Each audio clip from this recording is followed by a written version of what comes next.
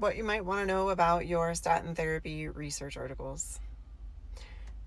2 independent studies. One looked at over 200 studies, one looked at just 70, and they were different studies. Each one reviewed different studies to see who funded the studies.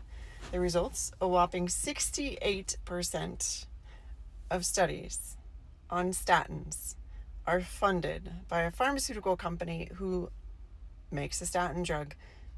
I bet it would behoove them to have that research say that statins help everybody. The supposed new research article that everyone's quoting that came out in 2022 that says statin therapy helps reduce cardiovascular disease risk. It's not a study. It was a review of that peer-reviewed literature funded by the pharmaceutical industry that said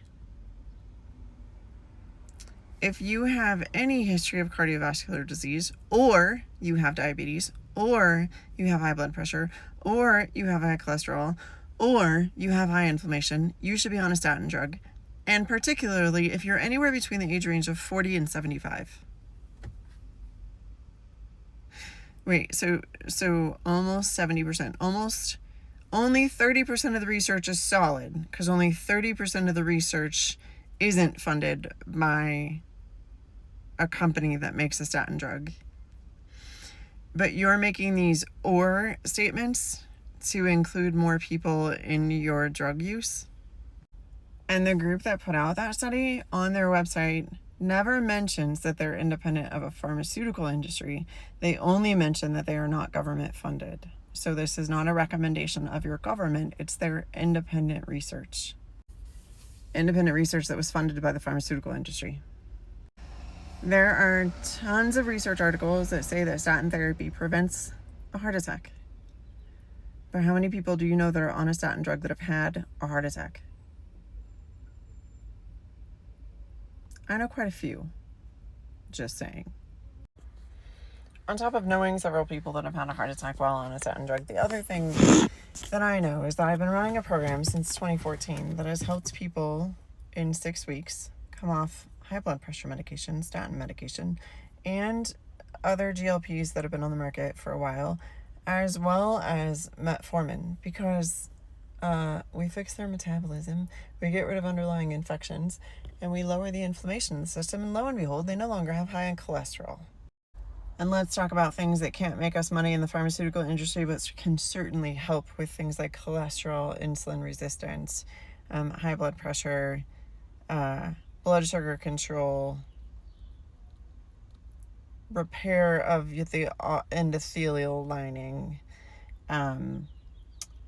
decreasing plaques that have built up in the arteries that aren't a statin. Lumbrokinase, if you're allergic to soy, nattokinase, if you're not. And then, if you wanted to replace metformin, there's stuff for that too. In fact, in clinical research trials, berberine outperforms metformin on sustained weight loss, insulin control, blood sugar number control, and lowering cholesterol. When they go head to head, berberine outperforms statin on every single one of those. The endothelial lining repair and decreasing the plaques, that's the lumbrokinase and the nattokinase. And part of that is because if you didn't notice, the A's at the end usually indicates that it's an enzyme. And one of the things that happens as we start aging is that our enzyme production goes down.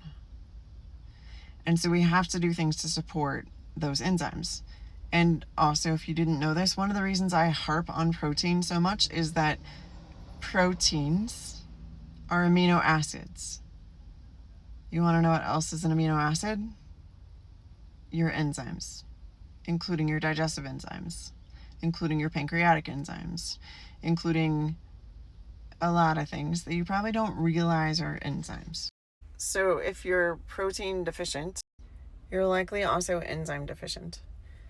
One of the things we know for sure happens as we age as well is that our stomach acids tend to not perform as well and other things start to break down. And so taking a digestive enzyme can be super helpful. But if that digestive enzyme happens to also be something that you're taking with like lumbrokinase or nattokinase, heck, even serrapeptase. Did you know that's an enzyme?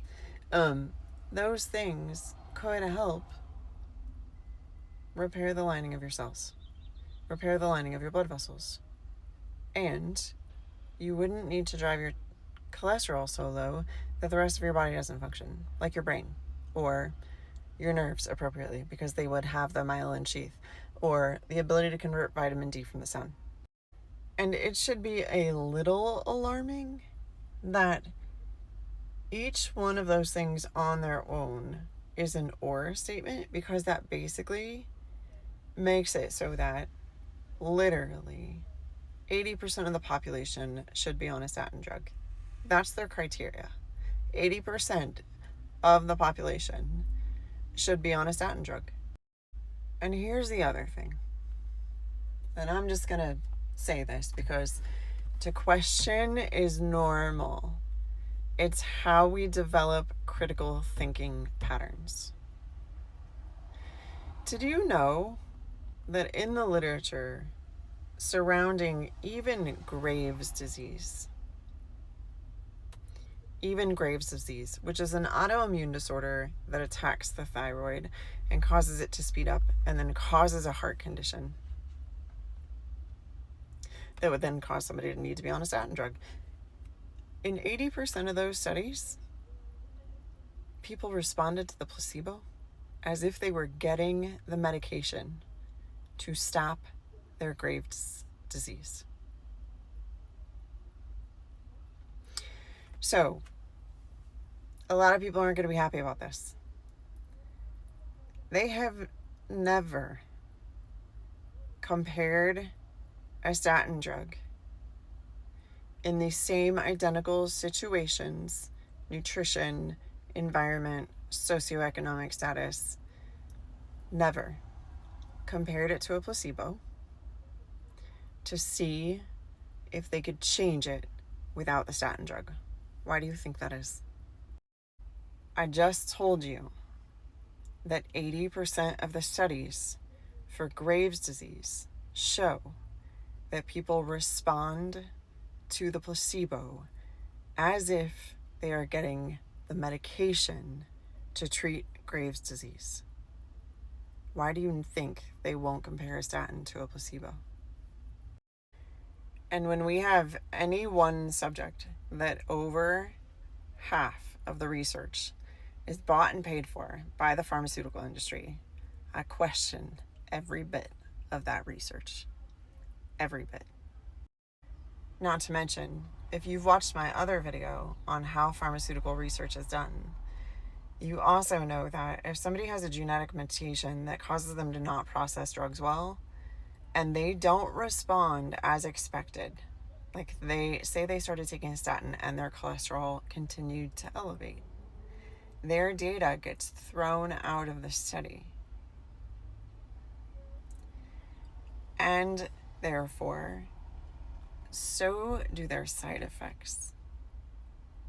So if you're making the claim that only 10% of people have a super negative response or reaction to a statin drug, and I can tell you that the number of clients that I have on a statin drug over the last 2 decades of being a physical therapist that develop an autoimmune condition that they have related specifically to the statin drug, or develop dystonia, or develop Parkinson's-like symptoms, or develop neuropathy, or develop, and you say only 10%, I must be getting the whole 10% and no one else.